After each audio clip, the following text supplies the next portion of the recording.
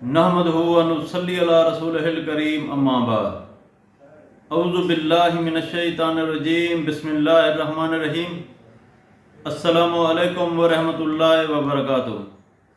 امید کرتا ہوں آپ صحت اور ایمان کی اعلیٰ حالت میں ہوں گے۔ اللہ تبارک و تعالیٰ آپ کو اور آپ کے اہل خانہ کو ہمیشہ ہنستا مسکراتا رکھے۔ خوابوں کی تعبیر میں ہمارا آج کا موضوع ہے خواب میں تسبیح دیکھنا۔ علامہ ابن سیرین رحمۃ اللہ علیہ نے خواب میں تسبیح دیکھنے کی دو مختلف صورتیں بیان کی ہیں۔ ہر صورت کی الگ الگ تعبیر بیان کی ہے۔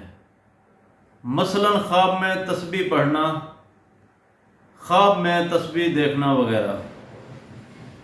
اگر آپ ان صورتوں کی تعبیر جاننا چاہتے ہیں یا ان سے ملتی جلتی کسی اور صورت کی تعبیر جاننا چاہتے ہیں تو اس ویڈیو کو آخر تک ضرور دیکھیں۔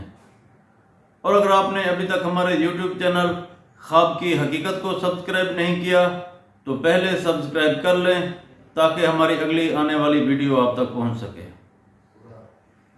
علامہ ابن سیرین رحمۃ اللہ علیہ نے فرمایا ہے کہ اگر کوئی شخص خواب میں دیکھے کہ وہ تسبیح پڑھتا ہے تو اس خواب کی تعبیر یہ ہے کہ خواب دیکھنے والا شخص متقی اور پرہیزگار ہوگا، عبادت میں مشغول ہوگا۔ اگر کوئی شخص خواب میں دیکھے کہ وہ تسبیح دیکھتا ہے تو اس خواب کی تعبیر یہ ہے کہ خواب دیکھنے والا شخص علم حاصل کرے گا، بزرگی پائے گا، یاد الہی میں مشغول ہوگا۔